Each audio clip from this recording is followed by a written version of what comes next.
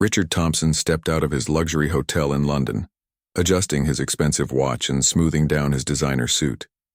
At 52, he owned 3 successful tech companies back in Silicon Valley and believed his wealth could solve any problem. This was his first trip to England, and he wanted everyone to know he was important. The morning air was crisp as Richard walked toward Buckingham Palace with his personal assistant trailing behind, struggling to keep up with his demanding schedule. Richard had planned this trip down to the minute, wanting to see all the famous sights and take photos to show off to his business partners back home. As they approached the palace gates, Richard pulled out his phone and started taking selfies.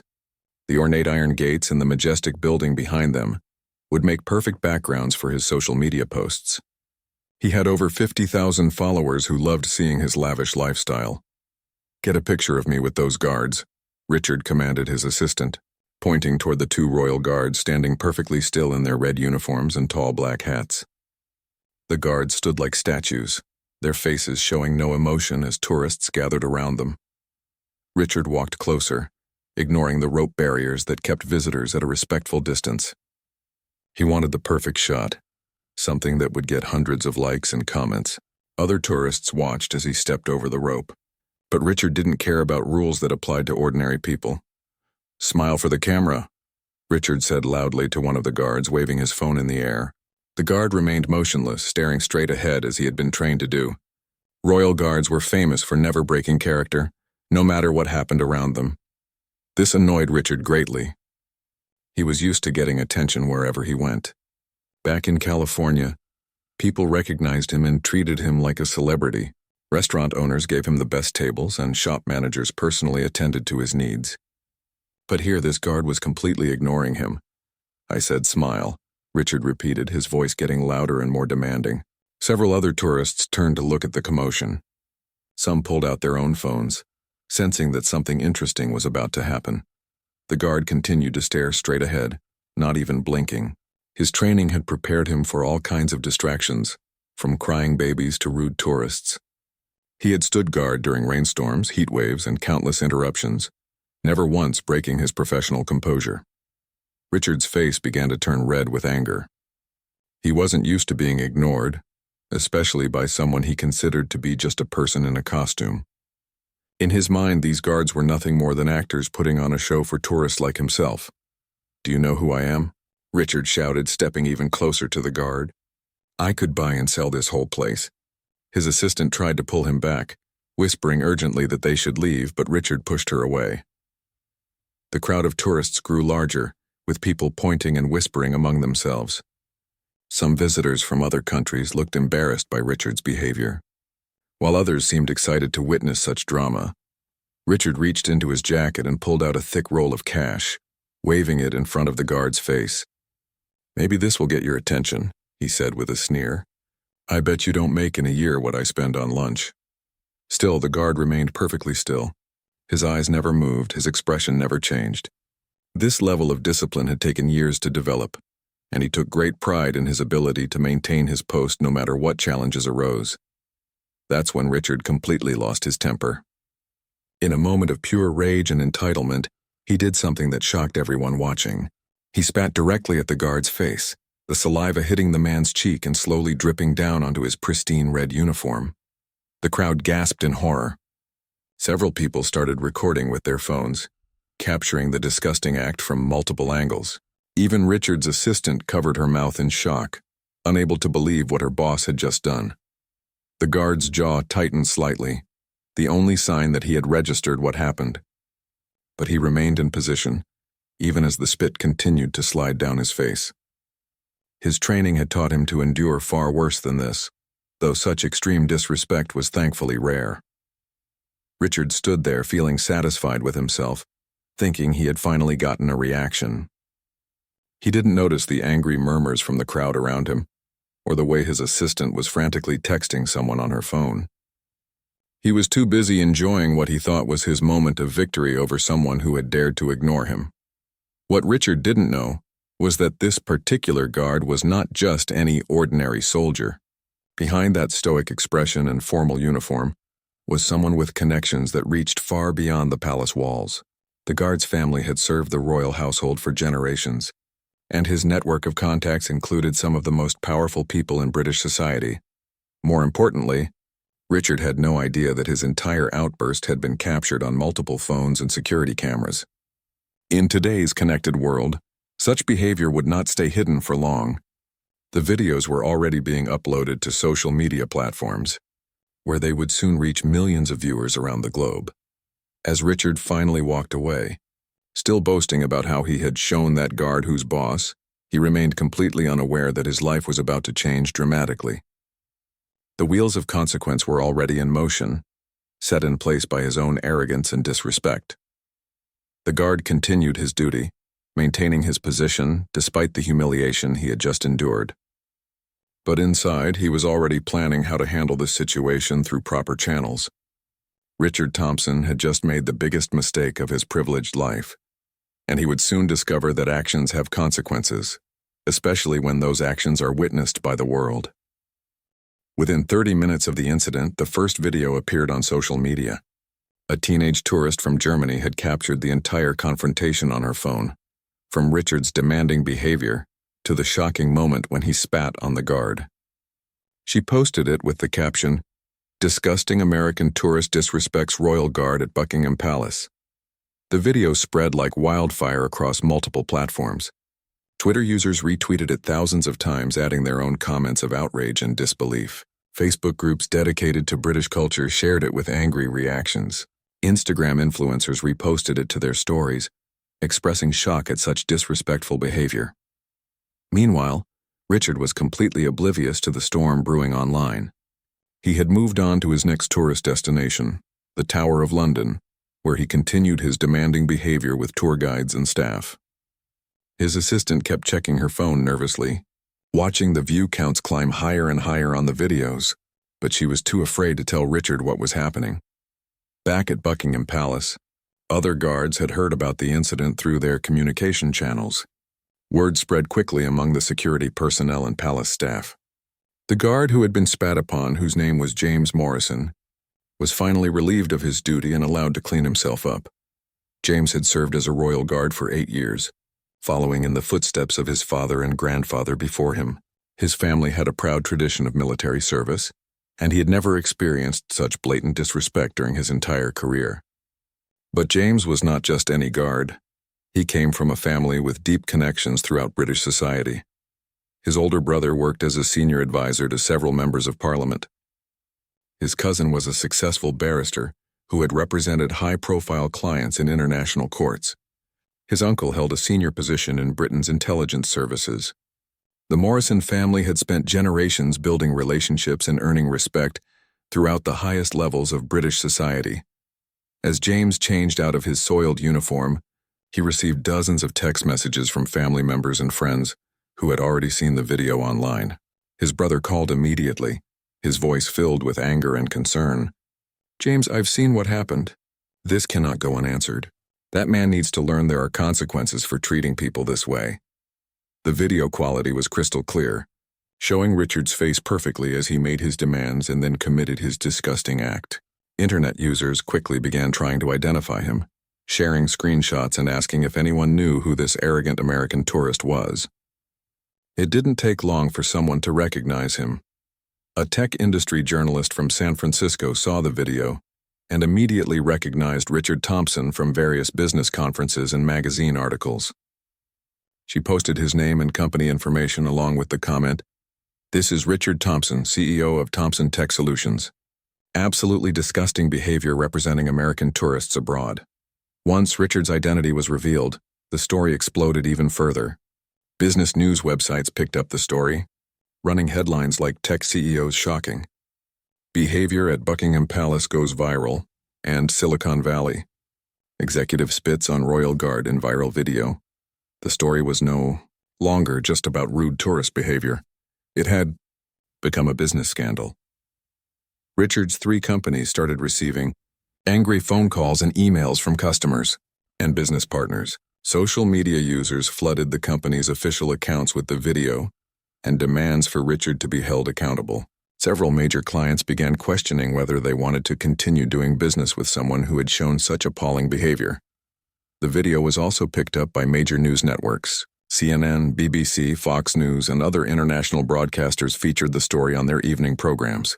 News anchors discussed the incident with experts on international relations and business ethics, analyzing what Richard's behavior said about American tourists and corporate leadership. British tabloid newspapers were having a field day with the story.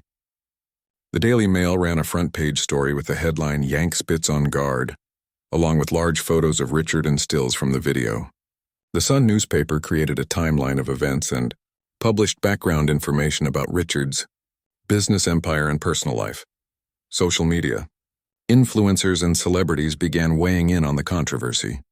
British actors and musicians posted their own reactions, expressing support for the Royal Guard and condemning Richard's behavior.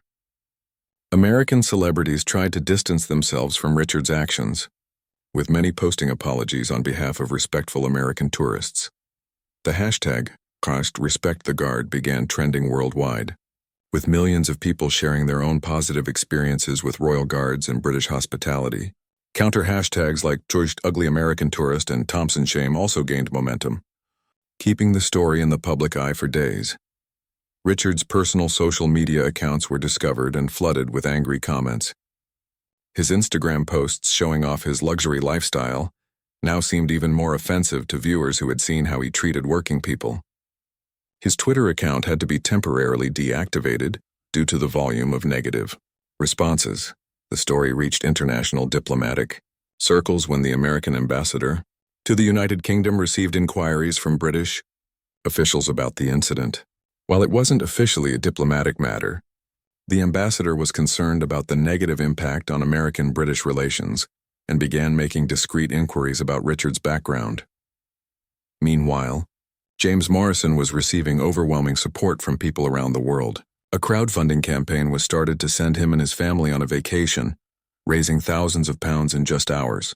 Messages of support poured in from military veterans, tourists who had positive experiences with Royal Guards, and ordinary people who were disgusted by Richard's behavior.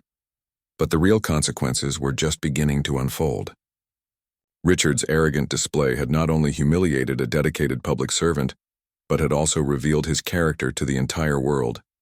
The Morrison family's network of influential connections was already mobilizing, preparing to teach Richard Thompson a lesson he would never forget. As the second day dawned, Richard was still unaware of the global firestorm his behavior had created. But that ignorance wouldn't last much longer, and when reality finally hit him, it would be devastating. Richard woke up in his luxury hotel suite on the second morning of his London trip, completely unaware that his life was about to change forever. He had slept peacefully, dreaming about the business deals he planned to make and the impressive photos he would share with his social media followers back home. His assistant, Sarah, had barely slept at all. She had spent the entire night watching the story explode across the internet, her stomach churning with anxiety about how to break the news to her demanding boss. She knew Richard's explosive temper well, and she dreaded his reaction when he discovered what had happened. Richard emerged from his bedroom in an expensive silk robe, immediately demanding his usual morning routine. "Sarah, get me coffee from that place down the street, not the hotel garbage. And check my schedule for today. I want to visit Westminster Abbey and then that famous department store." Sarah stood frozen, her hands shaking as she held her tablet. The video of Richard's behavior had been viewed over 10 million times across various platforms. Major news websites had the story as their top headline. His company's stock price had already started dropping in pre-market trading. "Mr. Thompson," Sarah began hesitantly, "there's something important I need to show you. Something that happened yesterday at Buckingham Palace." Richard was busy checking his reflection in the mirror, adjusting his hair and admiring his expensive watch. "What about it?" "I got some great photos there. Make sure to post the best ones on my Instagram account later." "Sir, please sit down," Sarah insisted, her voice trembling. "You need to see this video." Richard finally turned around, annoyed by his assistant's nervous behavior. "What video?" "Just show me whatever it is and let's get on with the day. I have important things to do." Sarah handed him her tablet with the viral video already loaded. Richard watched himself demanding attention from the Royal Guard, his face growing confused as he saw his own aggressive behavior from an outside perspective. When the video reached the moment where he spat on the guard, his expression changed to shock and then horror. "How many people have seen this?" Richard asked quietly, his voice barely above a whisper. Over 10 million, sir, and it's still spreading. Every major news network is covering the story. Your name and company information are all over social media. The phones haven't stopped ringing at the office. Richard's face went pale as the reality of his situation hit him like a physical blow. He grabbed the tablet and started scrolling through the comments, seeing thousands of people calling him disgusting, arrogant, and a disgrace to America. His hands began to shake as he read message after message condemning his behavior. The hotel room phone rang, making both of them jump. Sarah answered it cautiously, then covered the receiver with her hand. It's a reporter from CNN. They want to interview you about the incident. Tell them no, Richard shouted, then immediately lowered his voice, paranoid that other hotel guests might hear him. Don't tell them anything. In fact, don't answer the phone anymore. But the calls kept coming. Richard's personal phone started buzzing with unknown numbers. Sarah's phone was ringing constantly. Even the hotel's front desk called to inform them that reporters were gathering in the lobby, asking for Richard Thompson's room number. Richard turned on the television, flipping through news channels with growing panic. There he was on CNN, his face frozen in an ugly expression as he spat on the guard. The BBC was running a segment about American tourist behavior abroad. Fox Business was discussing the potential impact on his company's reputation. This can't be happening, Richard muttered, pacing around the room like a caged animal. It was just one moment. One stupid moment. Why is everyone making such a big deal about it? Sarah showed him her tablet again, this time displaying the social media accounts of his 3 companies. The comments sections were flooded with angry customers threatening to cancel their contracts. Several major clients had already posted public statements distancing themselves from Richard's behavior. Richard's phone buzzed with a text message from his lawyer in California. Saw the news. Don't say anything to anyone. Flying to London immediately. This is bad, Richard. Very bad. Another message came from his company's head of public relations. Stock price dropping fast. Board of directors calling emergency meeting. Need damage control strategy ASAP. Then his brother called, his voice filled with anger and disappointment. Richard, what the hell were you thinking? Mom just called me crying because she saw you on the news. How could you embarrass our family like this? Richard tried to explain himself to his brother, but the words came out weak and defensive. It was just a momentary lapse of judgment. The guard was being rude, ignoring me completely. I just lost my temper for a second. You spat on a man who was doing his job, his brother replied coldly. A man who serves his country with honor. Do you have any idea how this makes you look? How it makes all of us look? The conversation ended with his brother hanging up, leaving Richard feeling more isolated than ever. He realized that his family, his business partners, and even his employees were all seeing him in a completely different light. The confident, successful image he had spent years building was crumbling in real time. Sarah received an urgent email from Richard's head of security back in California. The message was brief but alarming. Protests forming outside all 3 company offices. Employees afraid to come to work. Recommend Mr. Thompson stay out of the country until this dies down. Richard read the email over Sarah's shoulder, his face growing even paler. Protests? There are actually protests because of this? Yes, sir. And there's more. The Royal Guard the guard you had the incident with. His name is James Morrison. Someone discovered that his family has very important connections in British government and business circles. Richard felt a chill run down his spine. In his arrogance, he had assumed the guard was just some ordinary soldier with no power or influence. The possibility that he might have important connections had never crossed Richard's mind. What kind of connections? Richard asked, though he dreaded the answer. Sarah had been researching the Morrison family throughout the night. His brother is a senior political advisor. His cousin is a prominent lawyer. His uncle works in intelligence services. This family has relationships throughout British society, Mr. Thompson. Very powerful relationships. Richard sat down heavily on the hotel room couch, finally understanding the true scope of his mistake. He hadn't just humiliated some random guard. He had insulted a member of a well-connected British family. And he had done it on camera in front of the whole world. The phone rang again, and this time Sarah answered it without asking Richard first. It was the hotel manager, his voice polite but firm. I'm sorry to inform you, but we've received numerous complaints about your presence in our hotel. We're going to have to ask you to check out by noon today." Richard looked around the luxury suite that had been his refuge, realizing that even his money couldn't protect him from the consequences of his actions. For the first time in his adult life, Richard Thompson was truly afraid. Richard Thompson had been forced to leave his luxury hotel and was now hiding in a budget accommodation on the outskirts of London. The irony wasn't lost on him. The man who always demanded the finest things in life was now staying in a modest room, afraid to show his face in public. But his real problems were just beginning to unfold back in California. His lawyer, Marcus Webb, had arrived in London with devastating news about the business empire Richard had spent decades building. Marcus didn't waste time with pleasantries as he entered Richard's cramped hotel room, his expression grim and his briefcase full of legal documents. "Richard, we need to talk about damage control. But I have to be honest with you. This is worse than anything I've seen in 30 years of corporate law," Marcus began, spreading papers across the small table. The first blow came from Richard's largest client, Meridian Financial Services, which had immediately terminated their multi-million-dollar contract. The decision came directly from their board of directors, who voted unanimously to cut ties with Thompson Tech Solutions after seeing the viral video. They released a public statement saying they cannot be associated with executives who demonstrate such poor character and disrespect for working people, Marcus explained. That contract was worth $15 million annually, but Meridian was just the beginning. Within 48 hours of the video going viral, 8 major clients had terminated their contracts with Richard's companies. The combined annual revenue loss was over $60 million, representing nearly 40% of his total business income. The second company, Thomson Data Systems, was hit even harder. Their biggest client was a chain of hotels that prided themselves on exceptional customer service and treating all employees with dignity. When the hotel chain's CEO saw Richard spitting on the royal guard, he immediately called an emergency board meeting.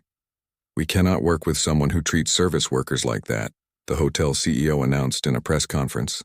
"Our values are completely opposite to what Mr. Thompson demonstrated in that video. We're terminating our contract immediately."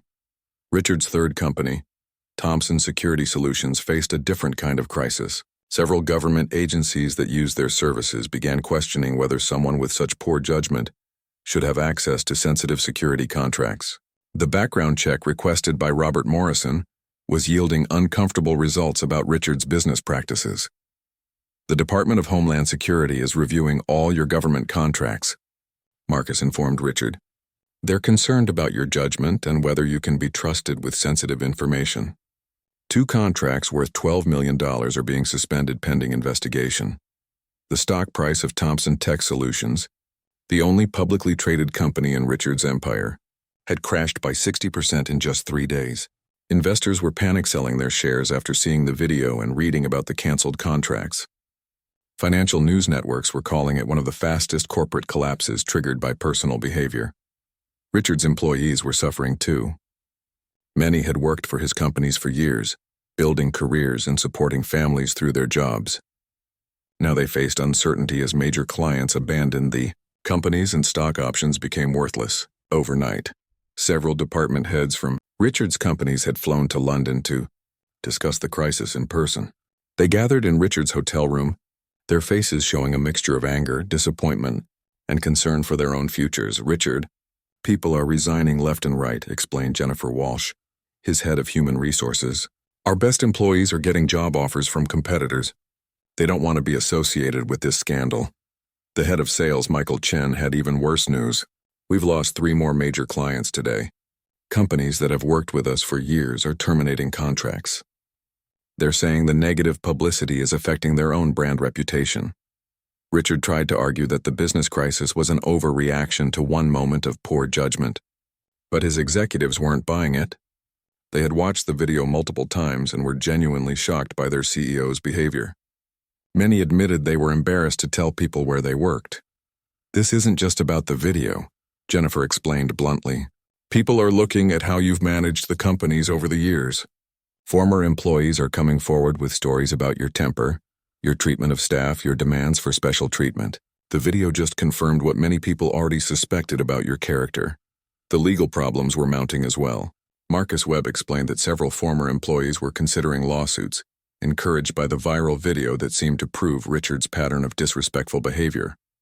Employment lawyers were reaching out to people who had worked for Richard's companies, looking for evidence of workplace misconduct.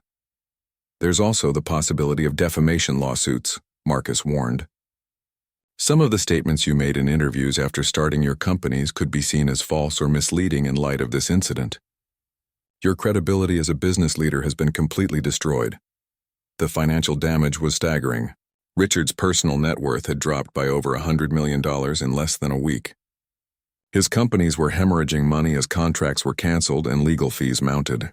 The banks that had loaned money to his businesses were demanding immediate meetings to review the terms of their agreements. Richard's board of directors had called an emergency meeting to discuss removing him as CEO of Thomson Tech Solutions. The shareholders were furious about the stock price collapse and wanted Richard gone immediately. Several board members had already resigned, not wanting to be associated with the scandal. "They're going to force you out," Marcus explained. "The board has lost confidence in your leadership. They believe your presence is toxic to the company's future prospects." But perhaps the most devastating blow came from Richard's own family. His elderly parents, who had been proud of their son's business success, were so embarrassed by his behavior that they had stopped taking his phone calls. His brother had publicly distanced himself from Richard, giving an interview to a local newspaper where he condemned the spitting incident. Even Richard's ex-wife, who had remained on good terms with him despite their divorce, released a statement saying she was disgusted and disappointed by his behavior. She emphasized that their children were embarrassed by their father's actions and didn't want to be associated with him publicly. The social impact was equally severe. Richard had been banned from his exclusive country club in California. Several charity organizations had returned his donations and removed his name from donor recognition lists. The private school where he served on the board of trustees had asked for his resignation. Richard sat in his modest hotel room, surrounded by legal documents and financial reports that detailed the destruction of everything he had worked to build. The empire that had taken him 30 years to create was crumbling in a matter of days, all because of one moment of arrogance and disrespect. "What can we do to fix this?" Richard asked desperately, though he already knew the answer from Marcus's expression. "Honestly, Richard, I don't think this can be fixed. Your reputation is destroyed. Your businesses are collapsing. The best we can hope for is damage control and trying to salvage whatever value remains in the company assets." As Richard stared out the window of his cheap hotel room, he realized that his money, his success, and his powerful connections had all proven worthless when faced with the consequences of his own character. The Morrison family hadn't needed to destroy him. He had destroyed himself with his own actions, and the world had simply watched it happen. 3 weeks after the incident, Richard Thomson was a broken man. His business empire lay in ruins.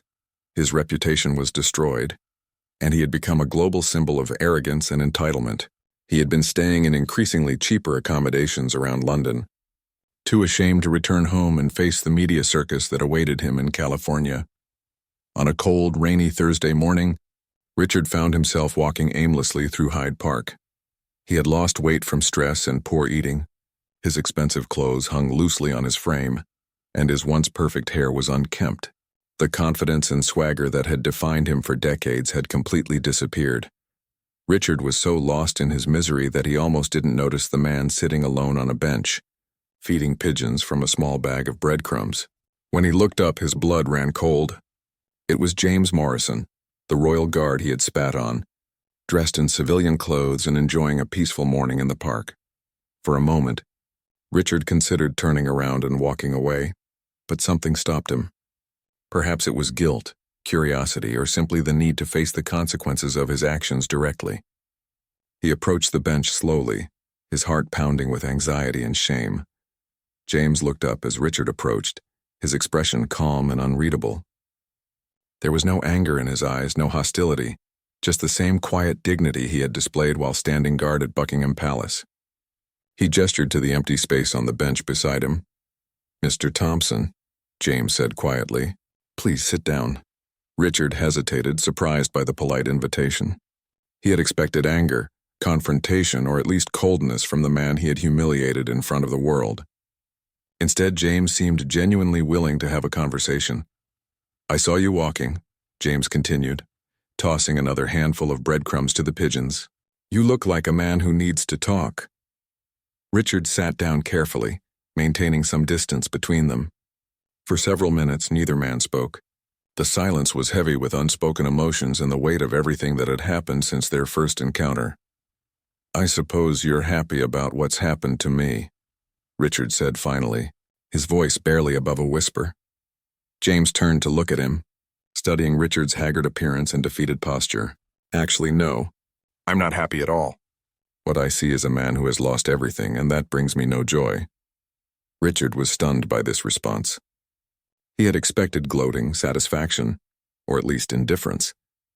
Instead, James seemed genuinely concerned about his well-being, despite everything that had happened between them. "But surely you wanted me to pay for what I did," Richard pressed. "Your family, their connections, they made sure I lost everything." James shook his head slowly.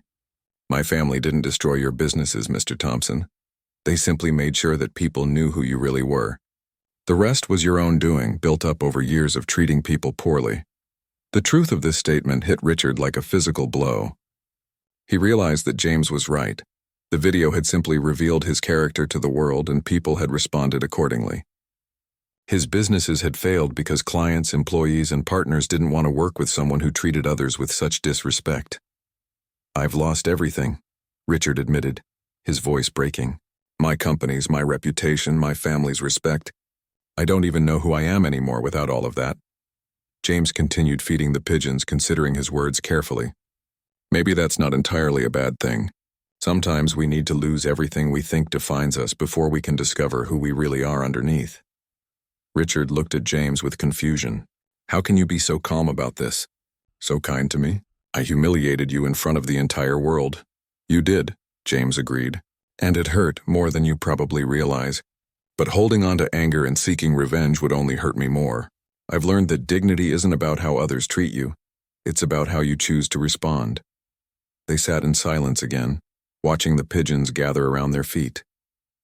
Richard found himself thinking about his life before the incident, remembering moments when he had treated employees, service workers, and even family members with unnecessary harshness or disrespect.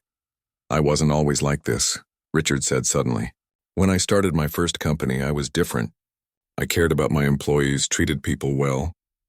But somewhere along the way, success changed me. I started believing that my wealth made me better than other people." James nodded thoughtfully. "Success can be a dangerous thing if we let it go to our heads. It's easy to forget that we're all just people, regardless of our job titles or bank account balances." "Your family could have destroyed me completely," Richard observed. "With their connections, they could have made sure I never worked again, maybe even had me arrested or deported." "Why didn't they?" "Because that's not who we are," James replied simply. "My family believes in justice, not revenge. We wanted you to face consequences for your actions, but we also believe in the possibility of redemption." Richard felt tears welling up in his eyes for the first time since childhood. The kindness and wisdom of this man whom he had treated so terribly was overwhelming. He realized that James possessed something Richard had lost years ago: genuine human dignity and compassion. "I don't know how to fix what I've done," Richard said, his voice shaking. "I don't know how to become a better person." James turned to face him fully, his expression serious but gentle. "It starts with understanding that every person you meet, regardless of their job, their social status, or their wealth, deserves to be treated with basic human dignity. The guard, the hotel clerk, the taxi driver, the CEO, we're all just people trying to do our best. But how do I rebuild from here? How do I earn back people's trust and respect?" "You start small," James advised. "You treat the next person you meet with kindness and respect, not because of what they can do for you, but because it's the right thing to do. Then you do it again with the next person and the next. Eventually, people will see that you've changed." Richard wiped his eyes, feeling something he hadn't experienced in years: genuine humility. "Why are you helping me? After everything I did to you?" James smiled slightly, the first time Richard had seen any warmth in his expression. "Because I believe people can change. Because I've seen what hatred and bitterness do to families and communities. And because my grandfather once told me that the measure of a man isn't how he treats those above him, but how he treats those he considers beneath him. They sat together for another hour, talking about life, dignity, and the possibility of redemption. James shared stories about his military service and his family's values, while Richard found himself opening up about his fears, his regrets, and his desire to become a better person. When they finally parted ways, James offered Richard his hand in a gesture of forgiveness that moved Richard to tears. It was the first genuine human connection Richard had felt in weeks, and it gave him the first glimmer of hope that maybe, just maybe, he could find a way to rebuild his life on a foundation of respect and humility, rather than arrogance and wealth. While Richard Thompson was panicking in his hotel room, the Morrison family was quietly mobilizing their extensive network of connections across British society. They weren't seeking revenge, but they believed in accountability and dignity, values that had been passed down through generations of military service. James Morrison's older brother, David, worked as a senior policy advisor to 3 different members of Parliament. When he saw the video of his brother being humiliated, David immediately began making phone calls to colleagues throughout the government. Within hours, he had briefed several high-ranking officials about the incident and Richard's background. "This isn't about nationalism or anti-American sentiment," David explained to his contacts. "This is about a wealthy individual who thinks his money allows him to treat working people with complete disrespect. If we let this slide, what message does that send?" The British intelligence community took notice when James's uncle, Robert Morrison, shared the story through his professional channels. Robert had served his country for over 20 years in various security roles, and his colleagues respected his judgment. When Robert expressed concern about Richard's behavior and business practices, people listened. Thompson's companies handle sensitive data for several major corporations, Robert explained to his supervisor. "Someone with such poor judgment and lack of self-control could pose security risks. We should examine his business relationships more closely." Meanwhile, James's cousin, Elizabeth Morrison, was one of London's most respected barristers. She specialized in international business law and had represented clients in cases involving corporate misconduct and executive accountability. Elizabeth saw Richard's behavior as more than just personal. Rudeness, she viewed it as a pattern that likely extended to his business practices. Elizabeth reached out to colleagues in the legal community who handled cases involving American companies operating in Europe. She shared the video and Richard's background information, suggesting that someone with such disregard for basic human dignity might also cut corners in business ethics and legal compliance. The Morrison family's response was measured and strategic.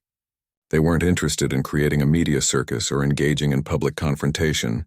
Instead, they used their professional networks to ensure that Richard's behavior would have real, lasting consequences through proper legal and business channels. David Morrison arranged a meeting with the American ambassador's senior staff. The meeting was presented as a courtesy briefing about a situation that might affect diplomatic relations, but the underlying message was clear. Richard Thompson's behavior was unacceptable and would not be forgotten by influential British families. "We're not asking for any special treatment," David explained to the embassy officials. "We simply want to ensure that Mr. Thompson understands the seriousness of his actions and that there are consequences for treating British citizens with such disrespect." The embassy staff took detailed notes and promised to relay the concerns to appropriate channels in Washington. They also indicated that Richard's behavior had already been noted by tourism officials and business development agencies that work to maintain positive relationships between American and British companies. Robert Morrison used his intelligence contacts to request a thorough background check on Richard Thompson and his business empire.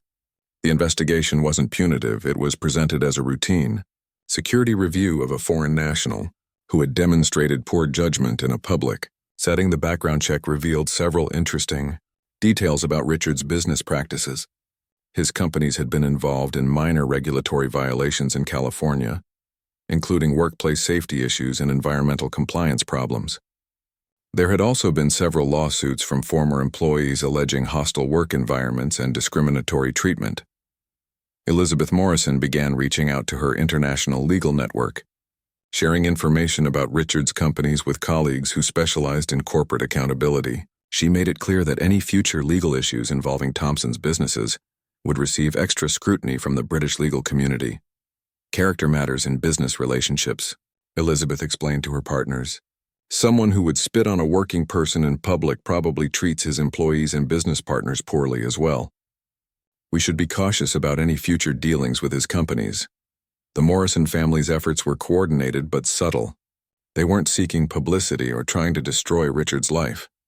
Instead, they were ensuring that his actions would have meaningful consequences through professional and institutional channels that Richard couldn't simply buy his way out of. James Morrison himself had remained quiet about the incident, following military protocol and allowing his family to handle the situation through appropriate channels. But privately, he was deeply moved by the support he received from colleagues, family members, and complete strangers around the world. The Royal Guard Regiment issued a formal statement expressing appreciation for the global support James had received. While they didn't mention Richard by name, the statement emphasized the importance of treating all public servants with dignity and respect, regardless of their position or nationality. British business leaders also began taking notice of the situation. Several prominent executives who had seen the video started asking questions about Richard's companies and whether they wanted to maintain any business relationships with someone who had demonstrated such poor character. A group of British tech industry leaders decided to review their companies' partnerships with American firms, specifically looking at whether any of their suppliers or partners had connections to Richard Thompson's businesses. While they didn't announce this publicly, word spread quickly through business networks that Richard's behavior had damaged his reputation among potential British partners. The story had also caught the attention of international business ethics organizations. Several groups that monitored corporate behavior and executive conduct began examining Richard's companies more closely, looking for patterns of misconduct or ethical violations that might reflect the character issues demonstrated in the viral video. Meanwhile, tourism officials in London were using the incident as an opportunity to remind all visitors about proper behavior and cultural sensitivity. They issued new guidelines for tour companies and hotels about managing difficult tourists and protecting service workers from abuse. The Morrison family's response was having exactly the effect they intended. Richard Thompson was learning that actions have consequences, and that money and status cannot protect someone from accountability when they choose to treat others with cruelty and disrespect. But the family wasn't finished yet. They had one more surprise in store for Richard, something that would demonstrate the true power of dignity, honor, and community support in the face of wealth and arrogance. 6 months later, Richard Thompson stood in front of a small community center in East London, wearing simple work clothes and carrying a toolbox. The man who had once demanded luxury suites and first-class treatment was now volunteering to help repair playground equipment for underprivileged children. The transformation had been slow and difficult, but it was genuine. After his conversation with James Morrison in Hyde Park, Richard had made a decision that surprised everyone who knew him. Instead of returning to California to try salvaging his business empire, he chose to stay in London and start over from the bottom. He sold his remaining company assets, used the money to pay severance packages to his employees, and kept only enough to cover basic living expenses. Richard found a small apartment in a working-class neighborhood and took a job as a customer service representative for a local telecommunications company. It was the first time in 30 years that he had worked for someone else, and the first time he had ever dealt directly with ordinary customers facing everyday problems. The work was humbling in ways Richard had never imagined. He spent his days helping elderly customers understand their phone bills, assisting families who couldn't afford expensive service plans, and learning to show patience with people who were frustrated or confused. Every interaction taught him something new about empathy and respect. His supervisor, Maria Santos, was a single mother who had worked her way up from an entry-level position through determination and hard work. She treated Richard with the same fairness she showed all employees, neither giving him special treatment nor holding his past against him. Under her guidance, Richard began to understand what real leadership looked like. Leadership isn't about making demands or showing off your power, Maria explained during one of their weekly meetings. It's about serving others and helping them succeed. The best managers I've known were the ones who cared more about their team's growth than their own recognition. Richard threw himself into the job with an intensity that surprised his coworkers. He arrived early, stayed late, and volunteered for the most difficult customer cases. When angry customers yelled at him over the phone, he remained calm and patient, remembering how James Morrison had maintained his dignity under much worse circumstances. The viral video of his behavior at Buckingham Palace was still occasionally shared on social media, but Richard had learned to live with the shame and use it as motivation to become better. He had created social media accounts under his real name and posted regular updates about his volunteer work and personal growth, not to rebuild his image but to hold himself accountable. On weekends, Richard volunteered at various organizations around London. He served meals at homeless shelters, taught basic computer skills to senior citizens, and helped maintain community gardens in low-income neighborhoods. The work was physically demanding and emotionally challenging, but it gave him a sense of purpose he had never felt while running his companies. One Saturday morning, while volunteering at a food bank, Richard was surprised to see James Morrison walk through the door with his family. James had been volunteering there for years, using his days off from Royal Guard duty to help distribute food to families in need. "Richard," James said with a warm smile, extending his hand in greeting, "it's good to see you here." Richard shook James's hand, feeling a mixture of gratitude and continued shame. "I wanted to thank you again for that conversation in the park. It changed my life in ways I am still discovering." James introduced Richard to his wife, Sarah, and their 2 young children. The family welcomed Richard naturally, without any trace of the hostility he still felt he deserved. Over the course of the morning, Richard helped them sort donations and pack food parcels for distribution. "You know," James said during a quiet moment, "my family has been watching your progress. We're impressed by the genuine changes you've made." Richard felt tears in his eyes, still moved by the Morrison family's capacity for forgiveness and encouragement. "I have so much further to go. Some days I feel like I'll never fully make up for the person I used to be." "Redemption isn't about erasing the past," James replied thoughtfully. "It's about choosing to be different in the future. And you're doing that every day." Word of Richard's transformation had slowly spread through various communities in London.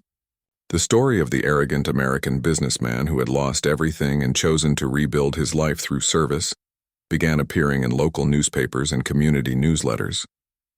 But Richard avoided interviews and publicity, focusing instead on the work itself.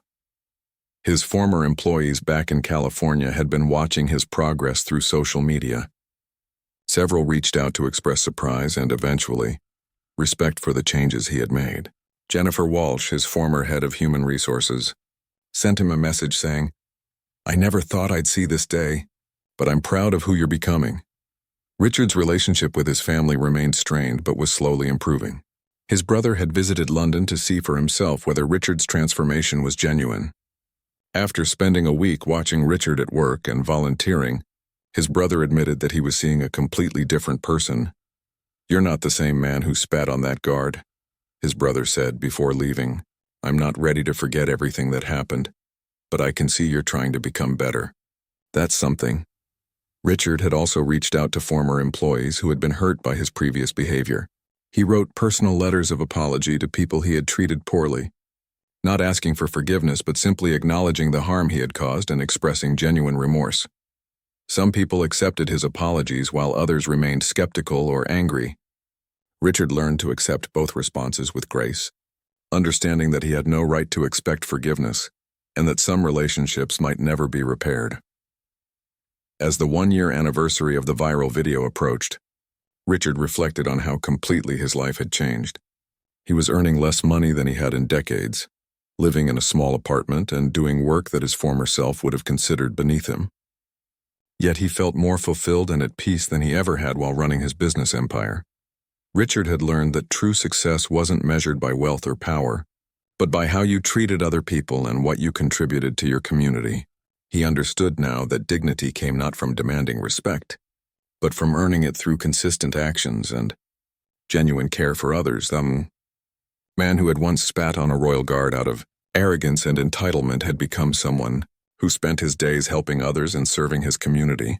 It was a transformation that no one could have predicted, least of all Richard himself. But perhaps most importantly, Richard had learned that redemption was possible for anyone willing to do the hard work of examining themselves honestly and choosing to become better. The road was long and difficult, but with humility, genuine effort, and the support of people like James Morrison, even the most fallen person could find their way back to dignity and purpose. Richard Thompson's story had become a powerful example of how personal accountability, genuine remorse, and commitment to change could transform even the most arrogant individual into someone worthy of respect. The viral video that had destroyed his old life had ultimately led him to discover a much better way of living,